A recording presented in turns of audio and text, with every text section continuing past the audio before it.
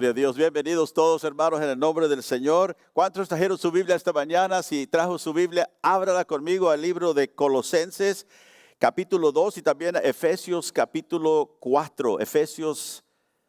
Colosenses 2 y Efesios, capítulo 4. Esta escritura quizás no la tengas, Jesse, pero voy a leer unos versículos de aquí. En capítulo 2 de Colosenses, Pablo, escribiendo a la iglesia, habla en el versículo 18, dice: nadie os prive de vuestro premio, afectando humildad y culto a los ángeles, entremetiéndose en lo que no ha visto, vanamente hinchado por su propia mente carnal, y no haciéndose a la cabeza, en virtud de quien todo el cuerpo, y ahí habla de Cristo, dice aquellos que andan, ¿verdad?, ofreciendo falso culto, entrometiéndose en cosas que no han visto. Y está hablando ahí de los gnósticos, aquellos que premiaban tanto el conocimiento, pero realmente no conocían la verdad de Dios. Y Pablo dice, y no haciéndose, o sea, no echando mano a la cabeza, que es Cristo, en virtud de quien todo el cuerpo, note, nutriéndose y uniéndose por las coyunturas y ligamentos, crece con el crecimiento que da Dios. Nutriéndose y uniéndose por las coyunturas y los ligamentos. Y Pablo está ahí refiriéndose, ¿verdad?, al cuerpo, obviamente, pero nos está dando una enseñanza de la iglesia, de quien Cristo es la cabeza. Y dice que el cuerpo se nutre, el cuerpo se une por las coyunturas y los ligamentos. ¿Qué es lo que causa que las partes del cuerpo estén conectadas? Bueno, son los ligamentos, ¿verdad? Aquello que une, ¿verdad?, las coyunturas en el cuerpo. Y esas coyunturas o ligamentos que unen las partes los unos a los otros y últimamente a la cabeza son las relaciones que existen en el cuerpo. La relación entre la mano, ¿verdad?, y el hombro, hay coyunturas y esas partes están conectadas, están unidas. No anda una por un lado y otra por otro, sino hay una conexión. Y Pablo nos habla de esto como el cuerpo, como relaciones que unen las partes. Y el cuerpo de Cristo tiene que ser unido por esas relaciones donde los miembros, las coyunturas, ¿verdad?, que los unen están sanas. Cuando uno no tiene una coyuntura sana, ¿qué es lo que pasa? Bueno, viene dolor. Le decimos nosotros, ¿verdad?, reumas o algo que no funciona bien ahí en la coyuntura. Y a veces tenemos dolor. ¿Por qué? Porque está enfermo. Y Cristo quiere que en la iglesia haya unidad por las coyunturas y los ligamentos, aquello que une el cuerpo, que son las relaciones. Diga relaciones. Ahora, pudiéramos hablar esta mañana de muchas de las diferentes relaciones que Dios nos ha dado. En el matrimonio, por ejemplo, con nuestro cónyuge. Tenemos relaciones con las familias, tenemos relaciones en la iglesia, tenemos relaciones en nuestros entornos de trabajo. Ahora vamos a Efesios capítulo 4. Esta mañana quiero hablar acerca de cómo mantener la unidad. Diga unidad. ¿Cómo mantener la unidad? No solamente en el cuerpo de Cristo, que es obviamente lo que Pablo se refiere aquí, pero también nos da instrucciones acerca de el matrimonio, acerca de aquellos que trabajamos por alguien o que somos nosotros mismos, ¿verdad?, patrones, y tenemos otros que trabajan con nosotros. Aquí en Efesios 4 yo quiero empezar, pero antes de hacer eso quiero hacer una oración. Padre, te pido que el Espíritu Santo hable a nuestro corazón esta mañana, bendícenos. Enséñanos, Señor, de tu palabra, enséñame para que pueda recibir, Señor, de tu Espíritu, impartir solo aquello que tú quieres para cada uno de nosotros. En el nombre de Jesús. Amén y amén. Gloria a Dios. En Efesios 4, vamos a empezar aquí. En el versículo 1, Pablo dice: yo pues, preso en el Señor, os ruego que andéis como es digno de la vocación con la que fuisteis llamados. Que caminemos, que dice, dignos de aquel llamamiento que Dios nos ha hecho. ¿Y cómo vamos a hacerlo? Bueno, Pablo aquí nos da 6 gracias, si podemos llamarles así, espirituales, que contribuyen a la unidad. Y allí quizás usted pueda subrayarlas en su Biblia mientras las tocamos esta mañana. Primeramente dice con toda humildad. La primera gracia que menciona aquí, que nos ayuda para andar dignos del llamado que tenemos en Cristo, ¿verdad? Es la humildad. Todos digan humildad. Quiere decir que ponemos a Cristo primero, ¿verdad? A otro segundo y a nosotros al último. Somos humildes como Cristo mismo lo hizo. La humildad es una de las características, ¿verdad?, que vemos en la persona de Cristo. Y luego dice, y mansedumbre.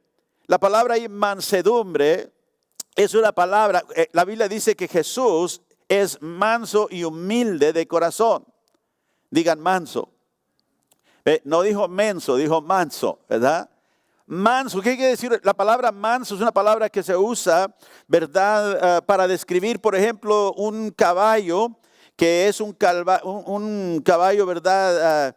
Está salvaje y que alguien lo ha entrenado y ha roto ese salvajismo, si podemos decir así, del caballo y lo ha domado.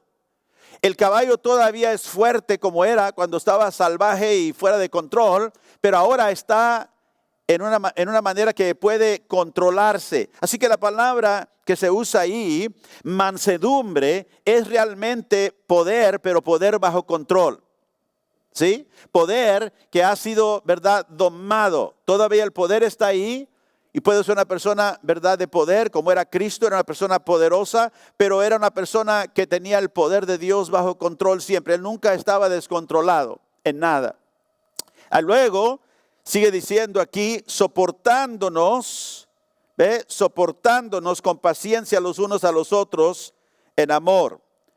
Somebody can turn that off for me, please. Soportándonos con paciencia los unos a los otros. La palabra soportando es la habilidad de poder soportar incomodidad.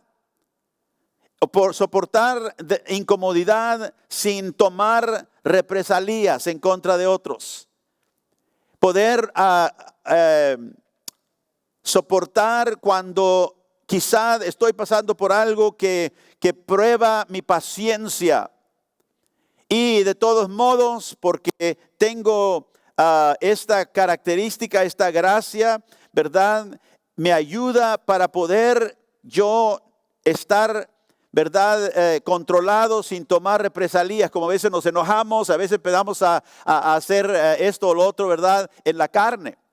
Y Pablo dice, soportándonos con paciencia,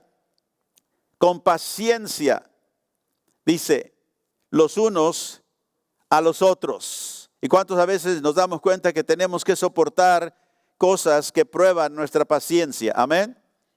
La habilidad de, otra vez, soportar incomodidad. Con paciencia. Una gracia que nos ayuda a experimentar la paz de Cristo. Y note que dice, con paciencia los unos a los otros, ¿en qué? En amor. O sea que ese es el fundamento de esta gracia que Pablo menciona aquí. El soportar con paciencia, ¿verdad?, en amor. Es el fundamento de todos los, podemos decir, el fruto del Espíritu Santo.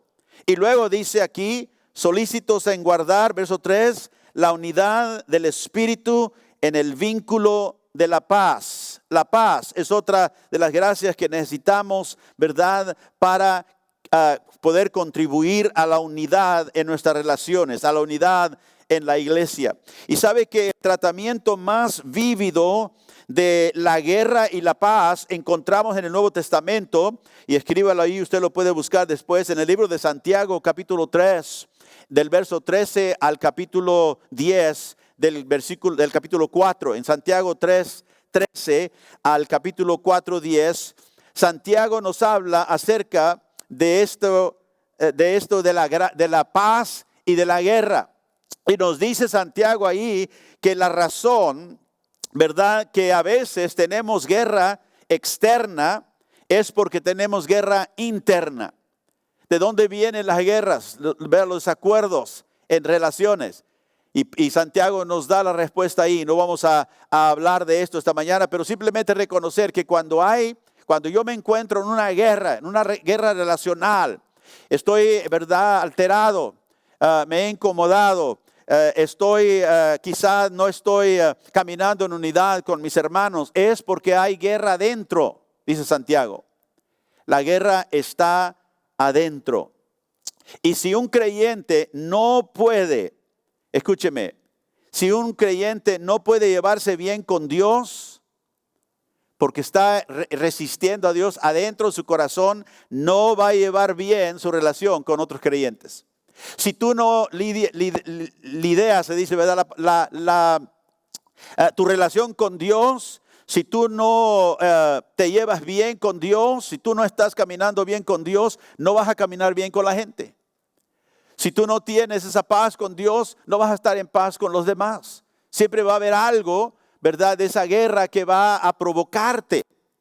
Y todos sabemos, porque todos la hemos experimentado, que cuando estamos en guerra, en relaciones, cuando estamos en desacuerdo, muchas veces el problema no está afuera, el problema está dentro. Y Santiago tenía razón. ¿De dónde viene? Dice, viene de nuestros propios deseos, muchas veces carnales, que dejamos que se desborden. Ahora, la unidad es algo que Dios nos ha dado en Cristo. La unidad es una realidad presente que nosotros tenemos, ya la tenemos. Y Dios nos llama, ¿verdad?, a la responsabilidad de guardar y proteger y preservar la unidad en nuestras relaciones. Ahora, en el versículo 3, y antes de que Pablo escriba esto en el capítulo 4, de estas gracias de humildad, mansedumbre, soportar, paciencia, paz, en los primeros 3 capítulos, Pablo nos da un fundamento doctrinal para que nosotros podamos llevar adelante estos deberes que aquí nos da en el capítulo 4.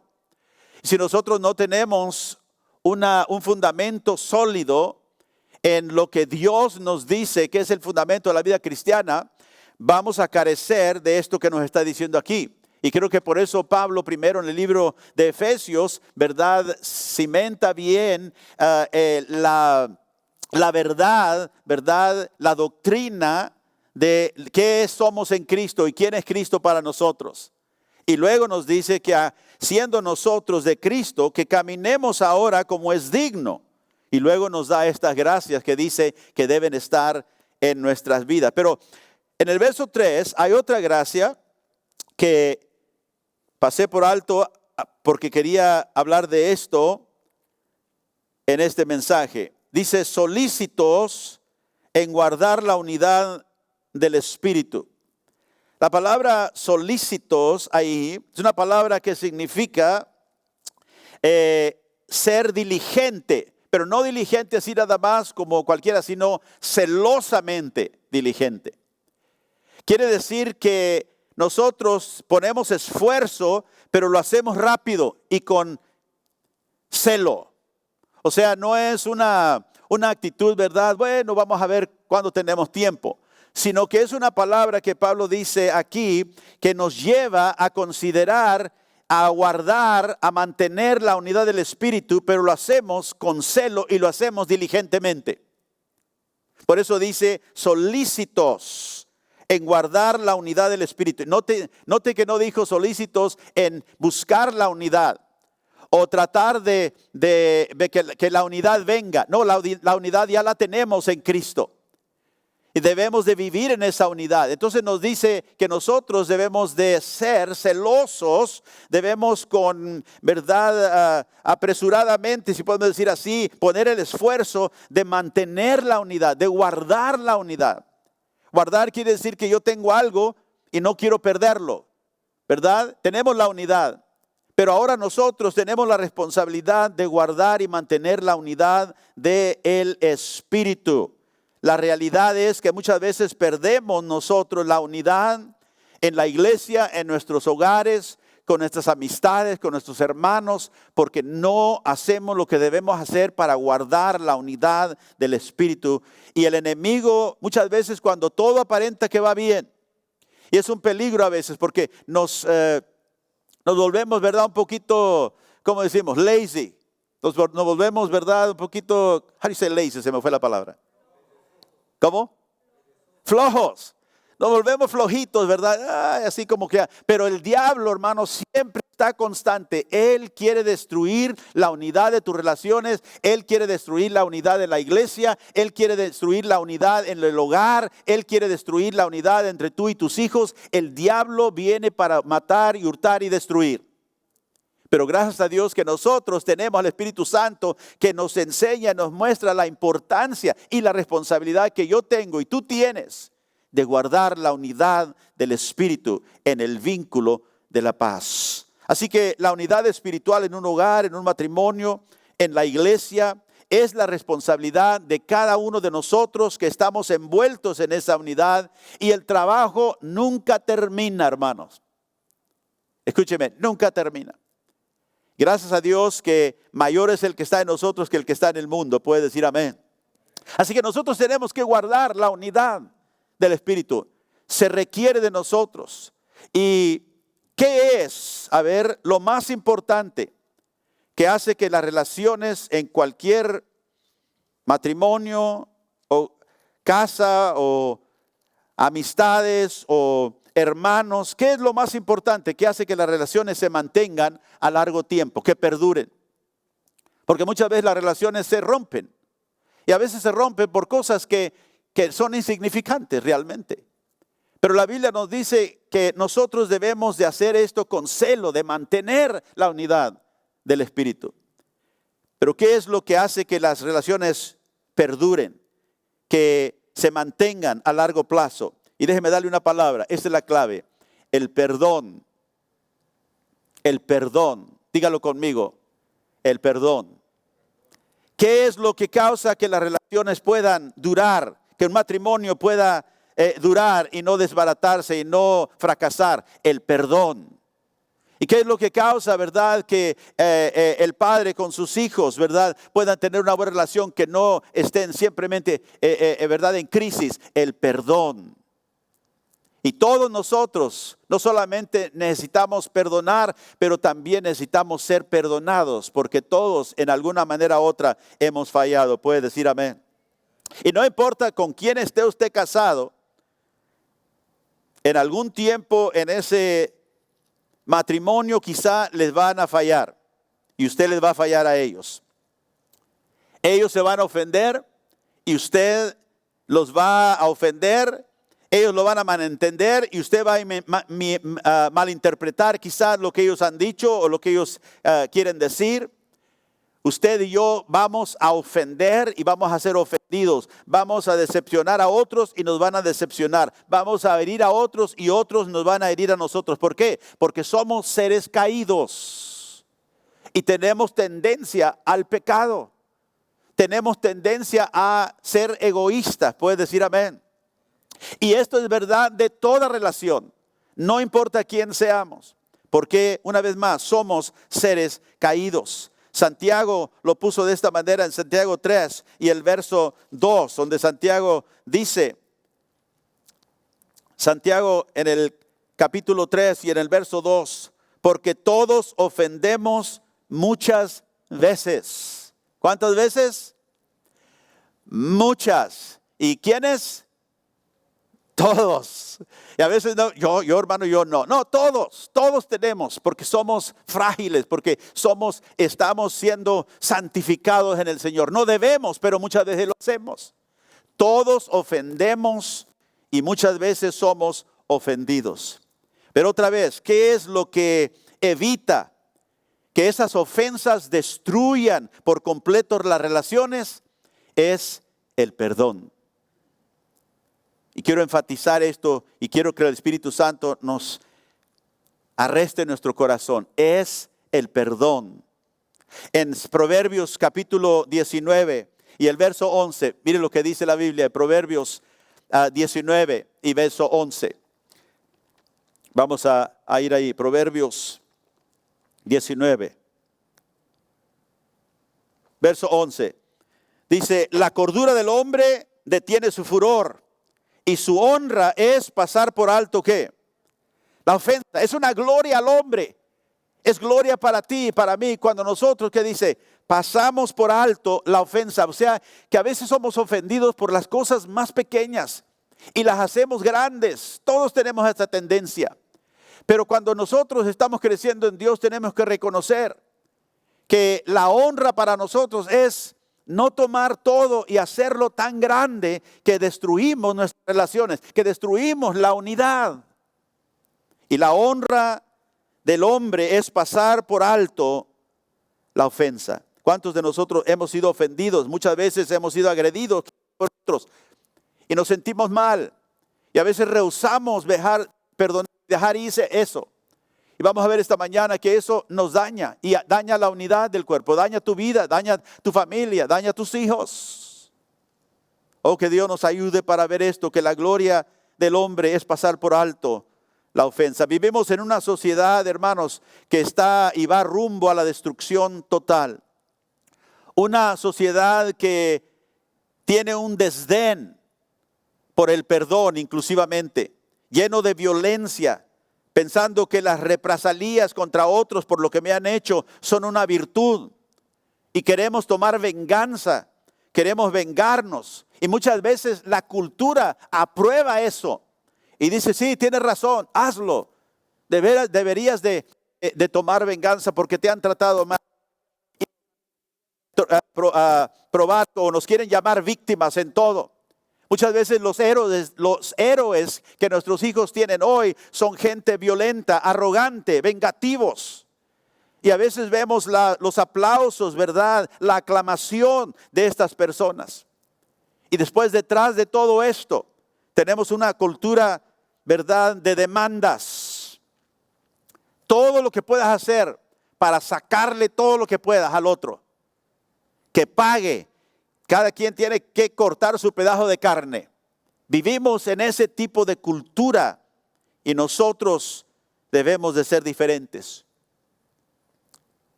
Hay una estadística que dice que los Estados Unidos tienen el 70% de los abogados en el mundo. 70% de todos los abogados están aquí. Y solo para mantener todas las demandas que hay por todos lados. Y luego detrás de eso tenemos a los psicólogos modernos, yo digo muchos de ellos ciegos, que ahora hablan acerca de los padres tóxicos. Estaba viendo un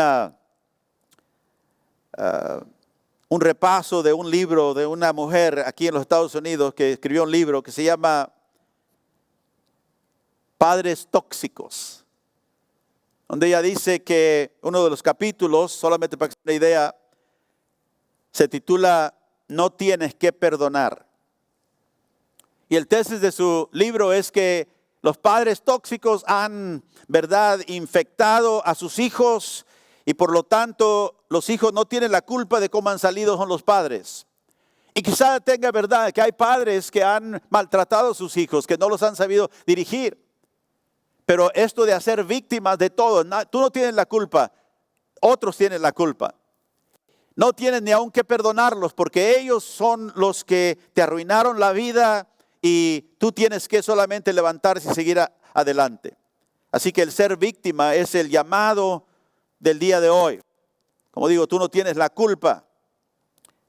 Y en sus mentes no hay lugar para el perdón. Simplemente les dice, déjalos atrás, tú no los necesitas, tú levántate y ve hacia adelante y haz tu propia vida. Pero ¿qué nos dice Dios en su palabra? En Romanos capítulo 12, el verso 19, Romanos 12, verso 19, el apóstol Pablo escribe esto: no os venguéis vosotros mismos, amados míos, sino dejar lugar a la ira de Dios, porque escrito está, mía es la venganza, yo pagaré. ¿Quién dice? ¿Quién dice? El Señor. Note, mía es la venganza. Tú no te vas a vengar Porque muchas veces nosotros no sabemos el todo de lo que está pasando y Dios sí. Dios dice, no te vengues. La venganza no es algo que nos va a ayudar. Va a destruir nuestras relaciones, va a destruir la unidad. Y dice, deja lugar, ¿para qué? Para que Dios juzgue. Porque a Dios no le gusta el pecado. Y Él dice aquí, para que la ira de Dios venga. Porque Él dijo, mía es la venganza. Yo voy a pagar. Yo soy el Dios a quien todos me darán cuenta. Entonces, no debemos de ser gente vengativa. Porque la falta de perdón, hermanos, tiene un costo muy alto. Y déjeme darle dos de esos costos. El primero es que cuando tú rehusas perdonar y ese perdón rompe la unidad de tus relaciones, de tu matrimonio, con tus hijos, tú te aprisionas al pasado. Tú, en no perdonar, te haces prisionero y te mantienes aprisionado en el pasado. La falta de perdón te pone, ¿verdad?, un yugo. La falta de perdón te ata, no solamente al ofensor, sino a sus ofensas. Y te mantiene, ¿verdad?, atado también en el dolor del pasado, de lo que pasó. Y por lo tanto no puedes ser sanado por la falta de perdón que te ata a ese dolor, porque no quieres dejarlo ir, porque prefieres vengarte. Y segundo, el costo alto de no perdonar es que también produce en ti una profunda amargura, un cáncer en el corazón, una malignidad que se empieza a penetrar, si podemos decir, en todas las áreas de tu vida y tus relaciones y tu familia inclusivemente. Y cuando tú estás profundamente amargado porque alguien te ofendió y rehusas perdonarlo, mantienes eso al frente, esa malignidad. Y esa malignidad te afecta tu memoria y distorsiona la vida para ti. Empiezas a ver la vida en una manera no real, sino distorsionada, porque tu mismo corazón te engaña. Y esto es algo que nosotros, hermanos, debemos de tener muy presentes. La Biblia dice, el corazón es ¿qué? Engañoso sobre todas las cosas. Y está enfermo. ¿Quién lo conoce? Dios dice, yo lo conozco. Y a veces nosotros pensamos que podemos desobedecer a Dios y podemos todavía pensar y todavía, ¿verdad?, tomar decisiones prudentes y sabias. Y amado, déjeme decirle, no lo puede hacer porque su corazón lo engaña. Y el hecho de que tú estés engañado, ve, la naturaleza del engaño es que cuando tú estás engañado no lo sabes. Otros lo pueden ver, pero tú no lo puedes ver, porque tu corazón te ha engañado. Y la falta del perdón produce una amargura profunda, como dije, que empieza a distorsionar la vida. La podemos ver a otros, podemos ver a nuestro cónyuge o con la persona que tenemos el problema y que no queremos perdonar. Perdemos nuestra relación, perdemos la unidad y nuestro corazón se distorsiona. Y luego empezamos a creer que estamos bien cuando no estamos.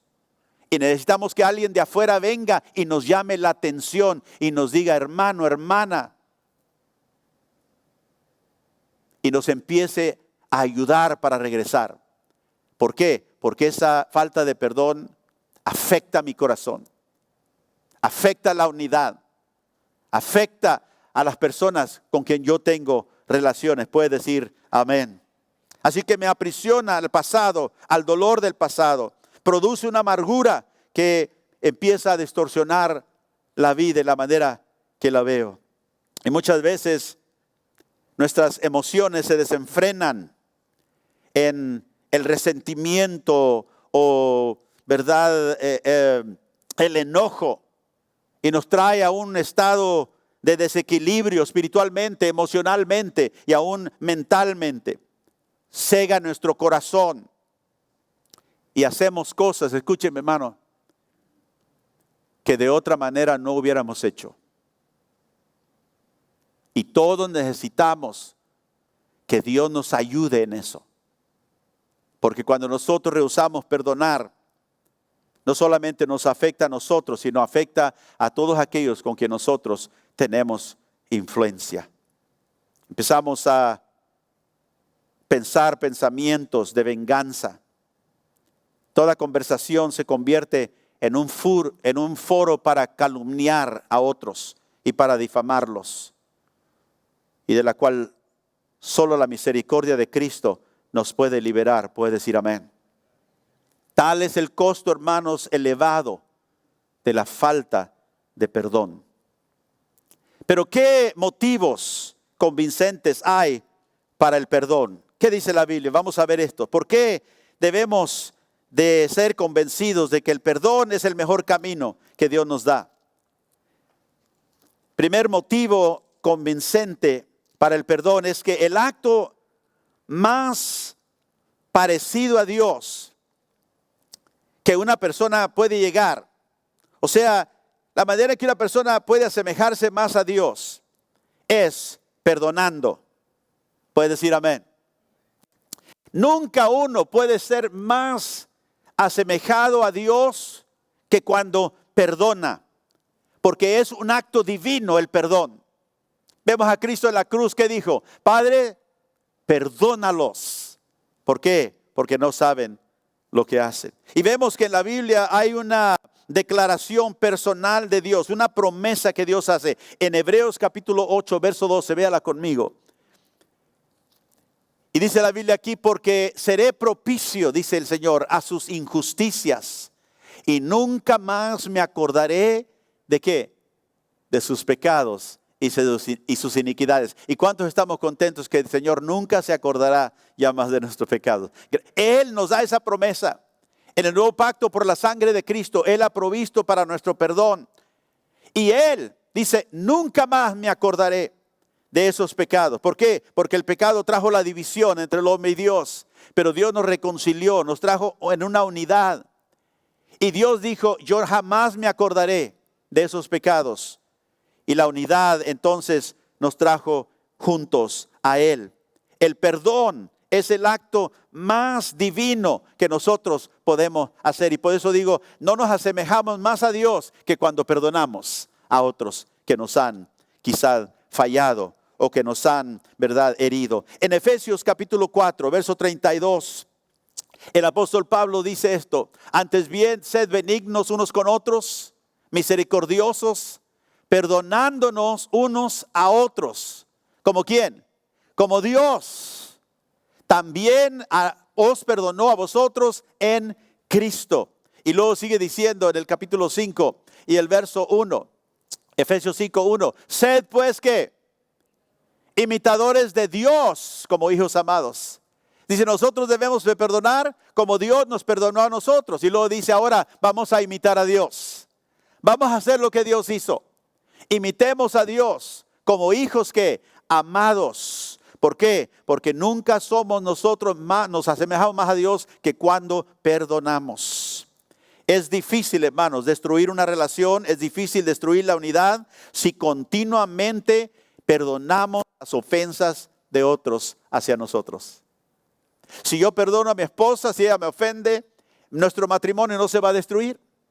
Si ella me perdona a mí cuando yo la ofendo, todo el tiempo que nos ofendemos, que nos decimos algo que no hubiéramos dicho y nos perdonamos, la relación puede seguir. Por eso decía, ¿cómo pueden las relaciones seguir a largo plazo? El perdón es primordial en la vida cristiana. En Colosenses capítulo 3 y el verso 12, Colosenses 3, 12, dice el apóstol Pablo, vestíos pues como escogidos de Dios, santos y amados, de entrañable misericordia.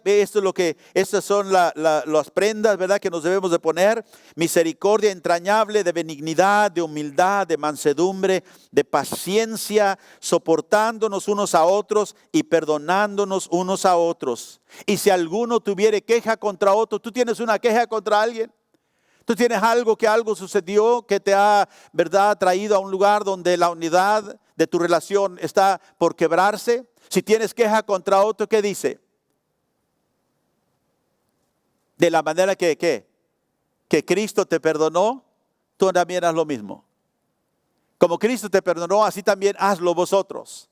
Y nos llama otra vez más a esta gracia tan indispensable para mantener la unidad en relaciones, que es el perdón. Hay un dicho que dice, el errar es humano, pero el perdonar divino. Y es verdad.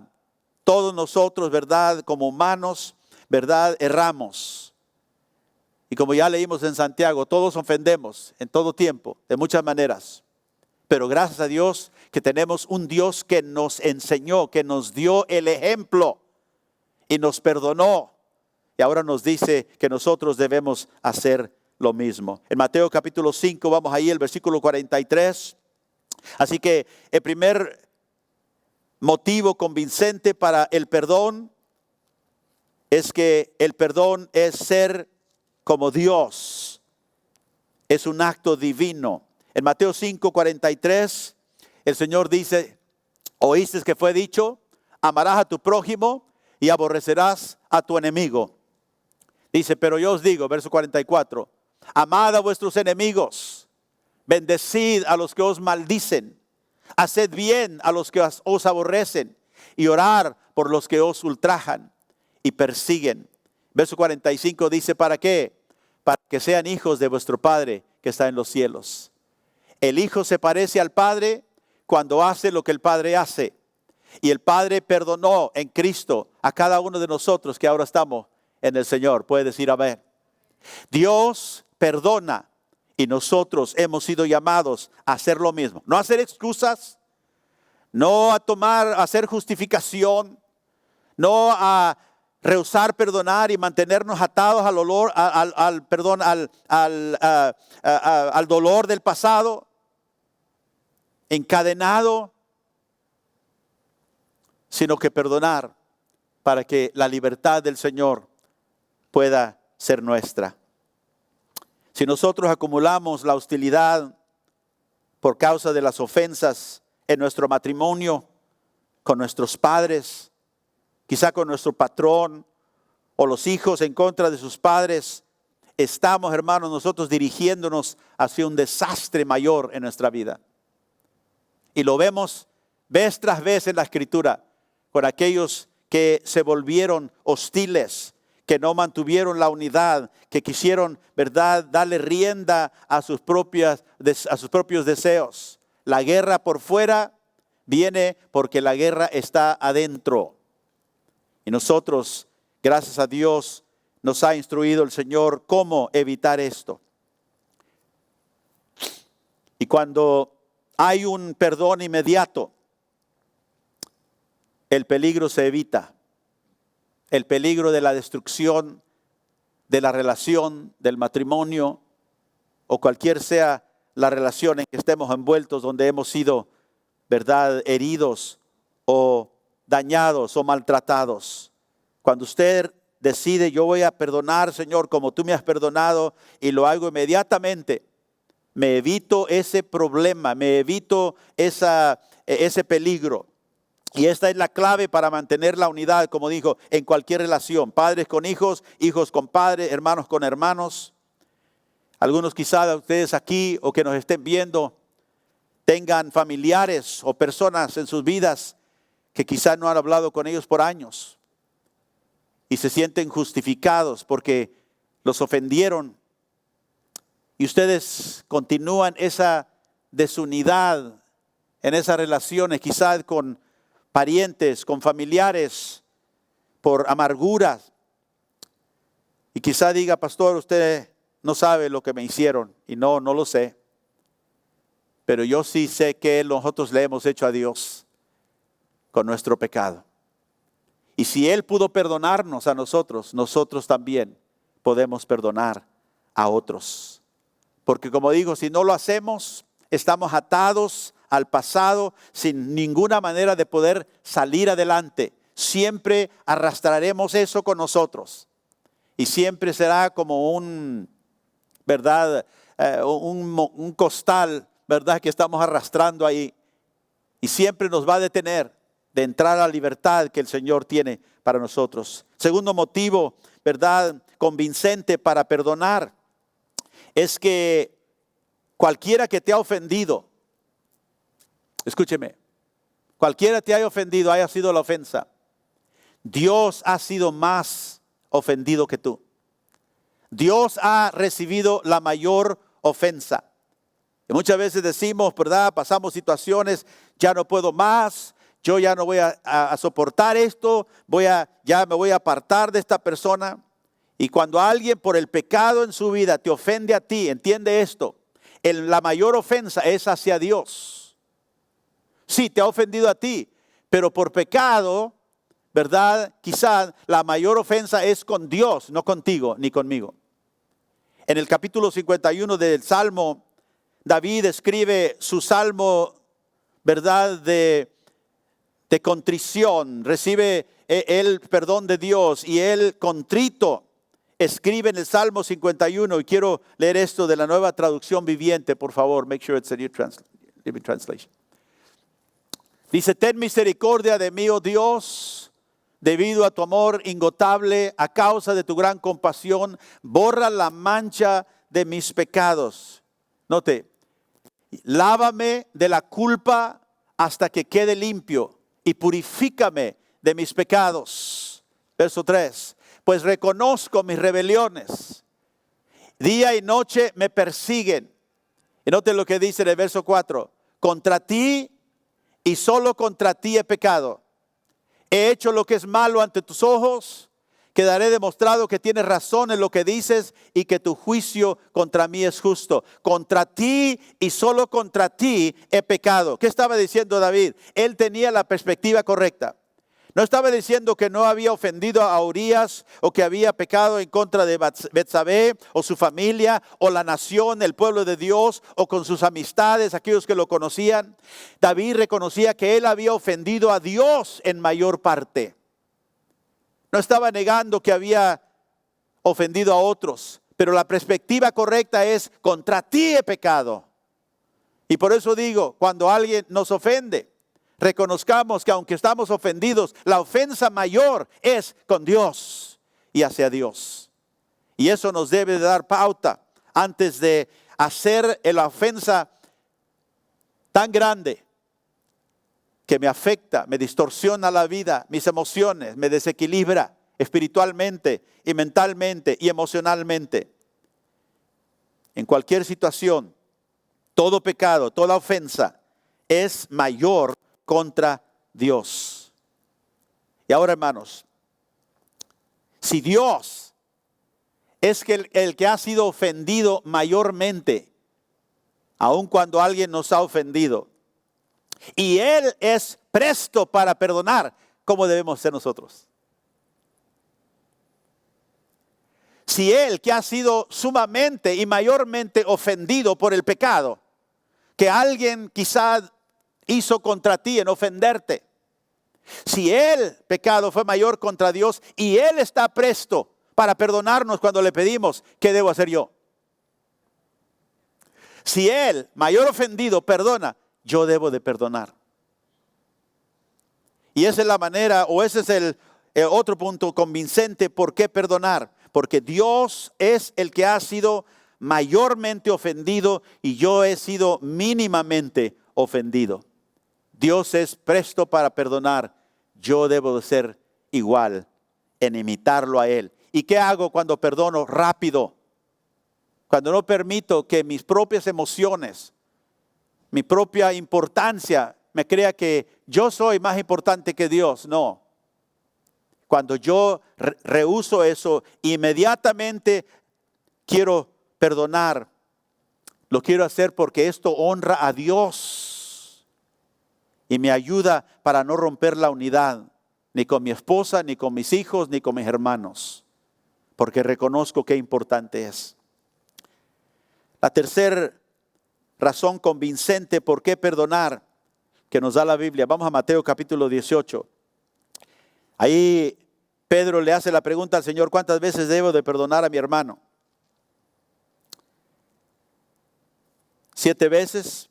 Jesús le dijo, no, yo te digo 70 veces 7. El tercer punto es que es razonable que aquellos que han sido perdonados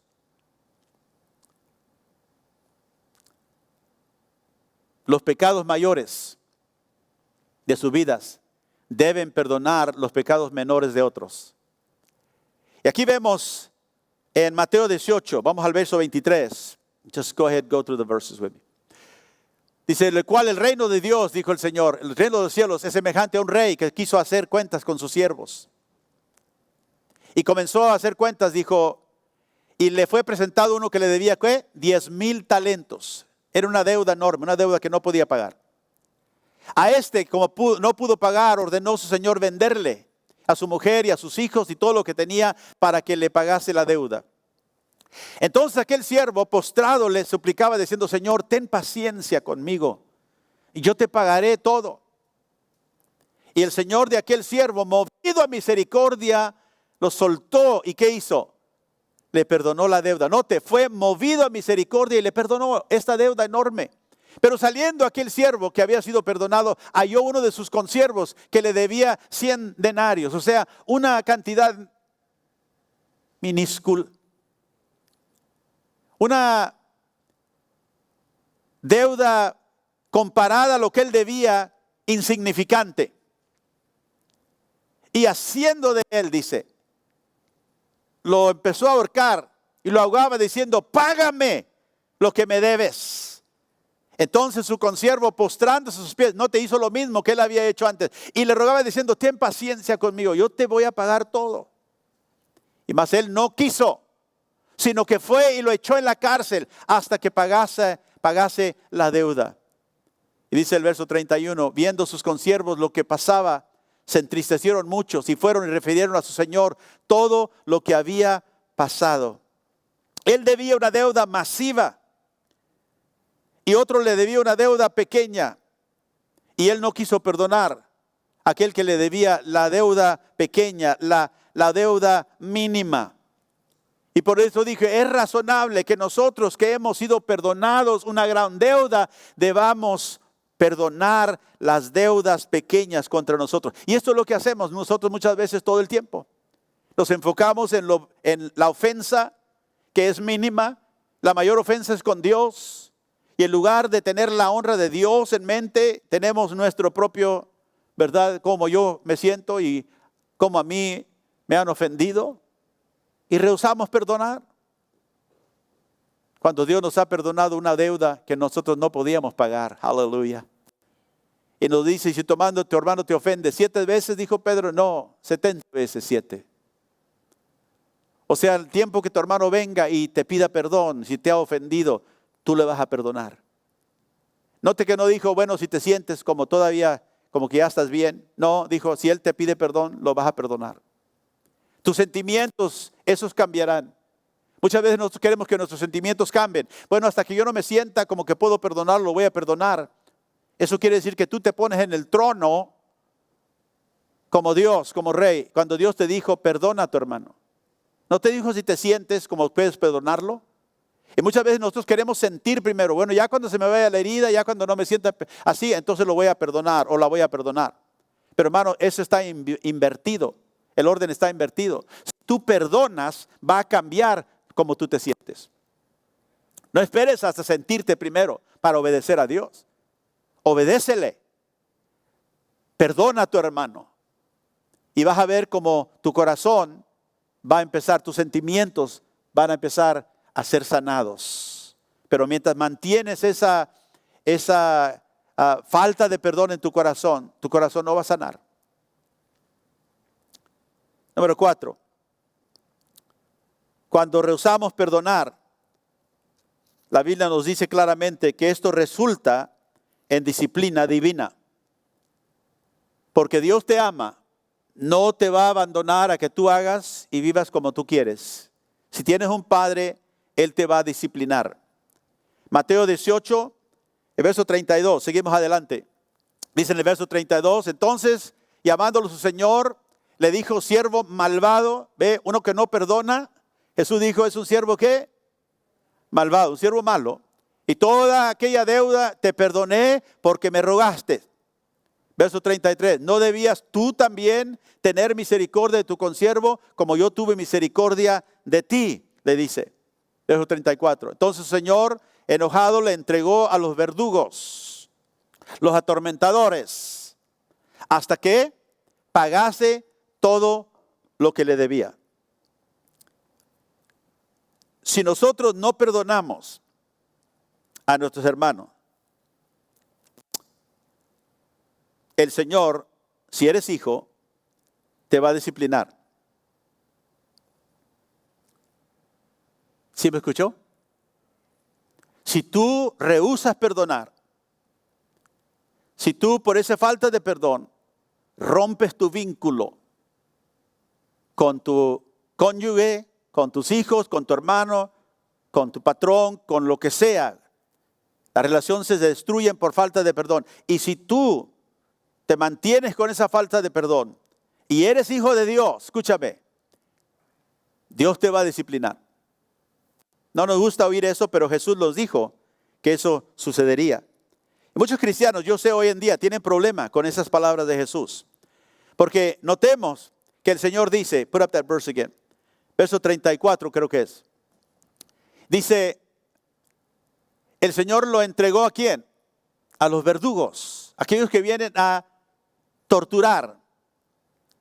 Y luego, que el versículo 35 creo que es el que dice, que el que no perdona a su hermano de su corazón, dijo, si tú no perdonas a tu hermano de tu corazón, mi Padre hará esto contigo. Esas son palabras, ¿verdad?, bien fuertes. Y no nos gusta oír eso, porque a veces no conocemos a Jesús de esa manera. Pero el Señor dice, así hará mi Padre con todo el que no perdona a su hermano de su corazón. No solo de palabra, de su corazón. ¿Qué quiere decir? Dios dice, te entregará a los verdugos. Te va a disciplinar a través de las tormentas y los atormentadores que vendrán. ¿Qué puede ser? Bueno, puede ser muchas cosas. Puede ser a veces enfermedad, puede ser estrés. Las cosas no te funcionan como tú quieres y piensas que deben de funcionar. No te salen las cosas bien. Las cosas se han puesto muy difíciles. David dice en el Salmo 32, véalo conmigo, en versículo 1, empezando el Salmo 32, versículo 1. Note lo que escribe David, Salmo 32, verso 1.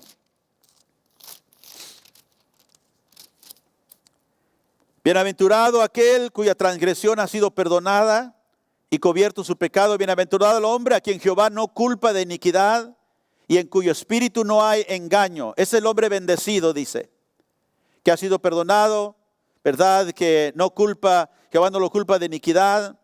Mientras callé, noten lo que dice ahora, se envejecieron mis huesos en mi gemir todo el día. ¿Qué está describiendo David? Está describiendo el tiempo cuando él estaba en desobediencia a Dios. Mientras yo me callé, me envejecieron mis huesos. Gemía todo el día. O sea, está explicando él una condición, una carga que él llevaba. Porque de día y de noche se agravó sobre mí tu mano. Verso 4. Se volvió mi verdor en sequedades de verano. Ve, estoy como un árbol seco. Una hierba que ya está por morirse. ¿Por qué? Se agravó tu mano sobre mí. Está bajo disciplina de Dios. Verso 5. Mi pecado te declaré y no encubrí mi iniquidad. Dije, confesaré mis transgresiones a Jehová y tú perdonaste la maldad de mi pecado. Por esto oraré a ti todo santo en el tiempo en que pueda ser hallado. Ciertamente en la inundación de muchas aguas no llegarán estas a él. Tú eres mi refugio, me guardarás de la angustia, con cánticos de liberación me rodearás. Escúcheme, hermano, todos nos gusta los cantos del Señor, que nos libere. Nos gusta, ¿verdad?, que Él nos guarde de la angustia. Nos gusta que Él sea nuestro refugio. Y David llega a eso y dice, esto eres tú, pero no antes de que Él confiesa su pecado y dice, Señor, mientras yo me quedé guardado, no quise confesar mi pecado. Dice, yo estaba envejeciéndome cada vez. Mis huesos, hasta mis huesos se afectaron. Y cuando nosotros rehusamos perdonar, el resultado es la disciplina divina. Santiago dijo en el capítulo 2, en el verso 13, lo puso de esta manera: porque juicio sin misericordia se hará con aquel que no hiciere misericordia. Juicio sin misericordia se hará con aquel que no hiciere misericordia. ¿Tú no quieres perdonar? Dios dice, no te perdonaré yo a ti. Y David, no sintiendo ese perdón de Dios cuando él encubría su pecado, sentía esa mano de Dios de disciplina. No es porque Dios no nos ama, es porque Dios nos ama que nos disciplina. Que nos, dice la Biblia, Él azota a todo hijo que recibe. No nos gusta oír esas palabras, pero Dios es un Padre que nos ama. Y cuando nosotros escogemos vivir en desobediencia a Dios, en la falta de perdón, destruimos la unidad y deshonramos al Señor. Cuando una persona dice, como dije hace unos momentos, ya llegué hasta aquí, como decimos, y no lo voy a perdonar. Muchas veces la gente dice, yo sé que debo perdonarlo, pero no lo voy a perdonar. Yo me voy a arriesgar con Dios porque yo sé que Dios me ama. Y realmente no te estás arriesgando nada con Dios, porque Dios ya te dijo lo que va a pasar.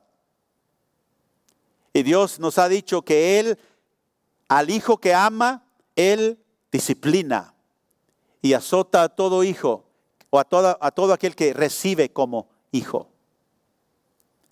En Mateo capítulo 6, vamos ahí. Número 5. El que no perdona, dijo Cristo, él mismo no será ¿qué? Perdonado. Todos sabemos Mateo 6, la oración que el Señor enseñó a sus discípulos, donde Él dijo, perdona nuestras deudas como nosotros ¿qué? Perdonamos a nuestros deudores. Perdónanos como nosotros perdonamos. En el verso 14 de Mateo 6, dice la Escritura, Mateo capítulo 6, verso 14. Porque si perdonas a los hombres sus ofensas, dijo Cristo, os perdonará también a vosotros vuestro Padre Celestial. Note la condición. Mas si no perdonáis a los hombres sus ofensas, tampoco vuestro Padre os perdonará vuestras ofensas. O sea que el Padre tratará contigo como tú tratas con otros. Ahora, esta escritura a veces se ha malentendido. Si tú no perdonas, mi Padre tampoco te perdonará. Y algunas personas han pensado, bueno, eso quiere decir que si yo no perdono y mi Padre no me perdona, me voy a ir al infierno. No, no es eso. El perdón eterno, todos digan eterno, que tenemos nosotros, lo tenemos en nuestra justificación. O sea que en Cristo fuimos justificados. ¿De qué pecado? De todo pecado. Presente, pasado y futuro. Por eso necesitamos una justificación, ¿verdad?, ajena a nosotros. Nosotros no podemos ser justificados en nosotros mismos. Pero el perdón eterno que yo he recibido, lo recibo porque Cristo me ha dado su justicia. Y esto, ¿verdad?, fija el problema o resuelve el problema, ven así, de nuestro futuro. Pero el perdón temporal, nosotros necesitamos en nuestra santificación. Escúcheme. Y esto resuelve el acceso a nuestra bendición en el presente. Cristo me perdonó todos mis pecados. Cuando Él murió por mí, perdonó todos mis pecados. Y eso tiene que ver con el futuro. Mi futuro está seguro en Él. Pero aquí el Señor dice, si tú no perdonas a tu hermano, mi Padre tampoco te perdonará. Te dará a los verdugos. Vas a tener problemas. ¿Qué está diciendo? No habrá bendición. Yo necesito el perdón temporal. mientras camino, porque Dios me está santificando. Yo tengo que perdonar porque Dios me ha llamado, me ha mandado a perdonar a mis hermanos, a mis hermanas, a mi esposa, a todos. Y eso tiene que ver con ¿qué? Con la bendición. Si yo quiero ser bendecido aquí, mientras yo vivo aquí, si yo quiero echar mano a la bendición de Dios, y como digo, todos, ¿cuántos quieren ser bendecidos por Dios? Todos queremos ser. Entonces tenemos que obedecer lo que Él nos dice. Y una de esas verdades es que si alguien me ofende, yo debo perdonarlo y tengo que perdonarlo. Y si no lo perdono, mi Padre no me perdonará. Quiere decir que yo voy a vivir sin la bendición de Dios. Y yo no sé de ti, pero yo no quiero vivir sin la bendición de Dios. Yo rehúso, no importa qué tenga que aguantar. Yo le dije a mi esposa cuando nos casamos, venga lo bueno o lo peor, sea la peor esposa, yo no sé lo que el futuro trae, pero si tú me sales una mujer tremenda y no te aguanto, nunca te voy a dejar. Vamos a vivir una vida pesada, pero no te voy a dejar. ¿Por qué? Porque yo sé que cuando Dios me llamó y me hice esa promesa delante de Dios, era para siempre, hasta que la muerte nos separe. Hemos tenido conflictos, sí, pero siempre llegamos a perdonarnos. Y eso ha causado que nuestra relación siga y perdure. Y por eso dice, toda relación puede perdurar cuando nosotros hacemos la decisión de perdonar a nuestros hermanos si nos han ofendido. Puede decir gloria a Dios. Así que es lo que quiere decir Cristo. Si tú no perdonas, tu Padre no te perdonará. Estarás bajo disciplina. Y Dios te dejará que venga aquello que te atormenta. Y las cosas no me salen bien y estoy enfermo. De hecho, Pablo dijo a la iglesia en Corintios, muchos de ustedes no han honrado el cuerpo de Cristo. ¿Y qué pasa? Algunos están enfermos, dijo, y algunos de ustedes han muerto. Esa es la condición, ese es el resultado. Y yo le digo que para mí, tenga que aguantar lo que tenga que aguantar, yo quiero la bendición de Dios. Así que yo aguantaré con cualquiera, donde quiera y lo que sea, si puedo tener la bendición de Dios. Y esa debe de ser la actitud de todo hijo de Dios.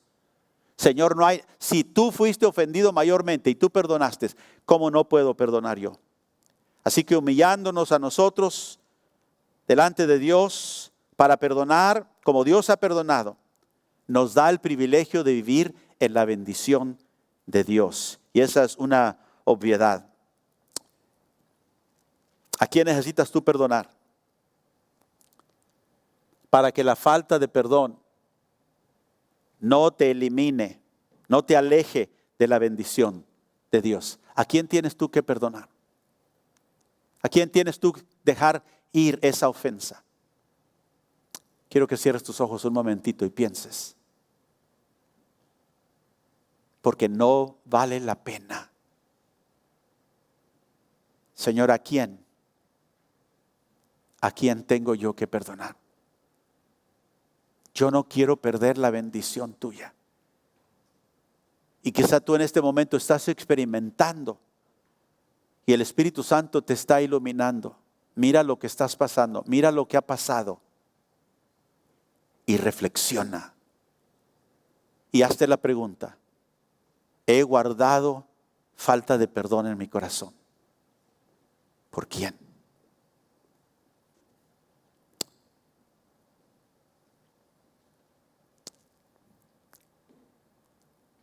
Aleluya. Y quiero terminar con esto. Número 6. Toda ofensa en tu contra son tus pruebas. Toda ofensa que tú hayas recibido o que has recibido o que estás recibiendo son tus pruebas. Es las pruebas que Dios ha permitido que venga a tu vida. Porque Dios quiere perfeccionarte. En esas pruebas que tú enfrentas, Dios quiere perfeccionar tu fe. Dios quiere perfeccionar mi fe. Cuando tú dices en un matrimonio quizá difícil, es que, pastor, yo ya no quiero vivir esto, yo no quiero perdonarlo. Ya no lo puedo soportar. Sin embargo, el Señor dijo, ama inclusivemente a aquellos que tú piensas que son tus enemigos, que te dan la contra siempre, que te ultrajan, te persiguen. Tú hazles el bien. Tú perdónalos. Tú ora por ellos. En Santiago 1, verso 2, en la Nueva Traducción Viviente, Santiago dice, 1, verso 2, por favor.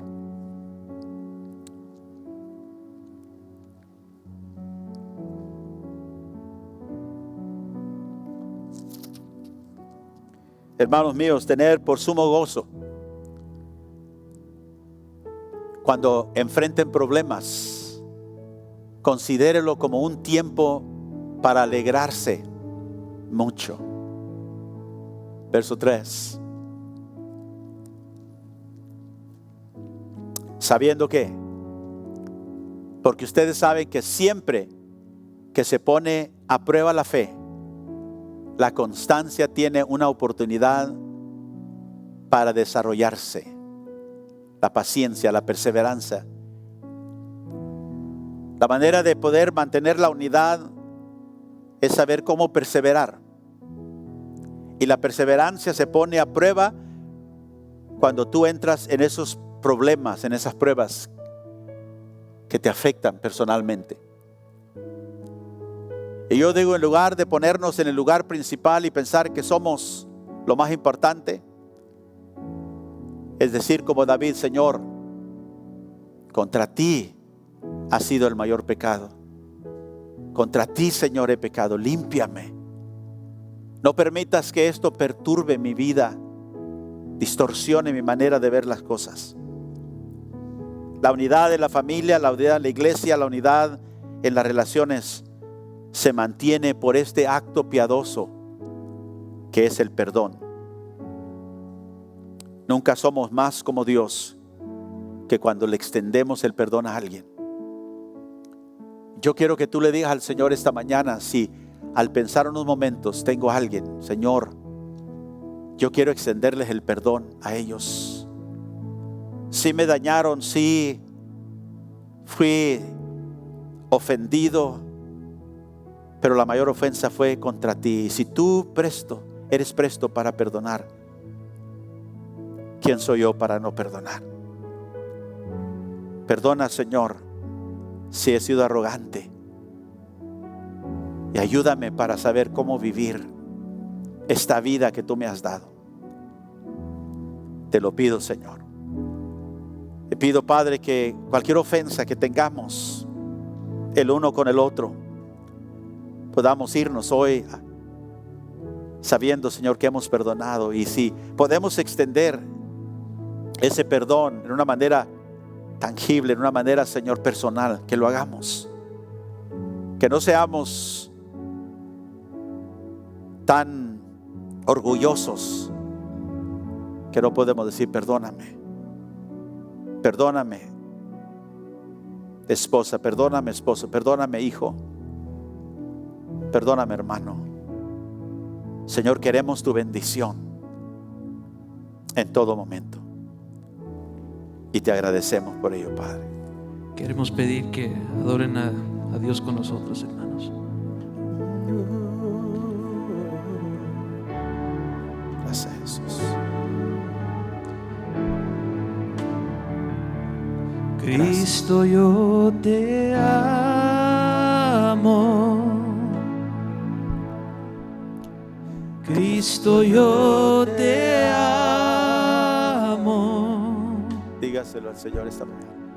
No hay nadie como tú. Sí, Señor.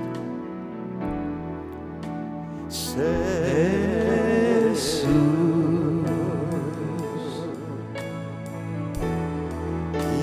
Cristo, yo te amo. Cristo, yo te amo.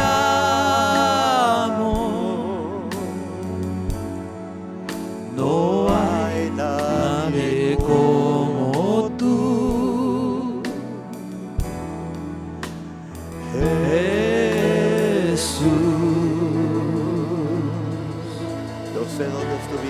y no sé dónde estuviera si yo a ti no te tuviera, si no hubiera conocido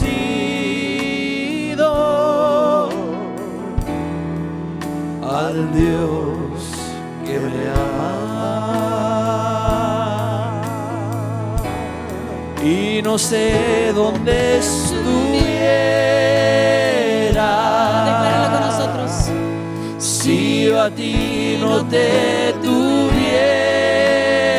tuviera, si no hubiera conocido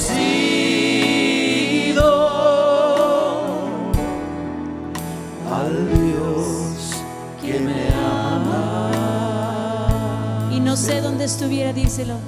y no sé dónde estuviera. Gracias, Señor. Si yo a ti no te tuviera, Aleluya. si no hubiera conocido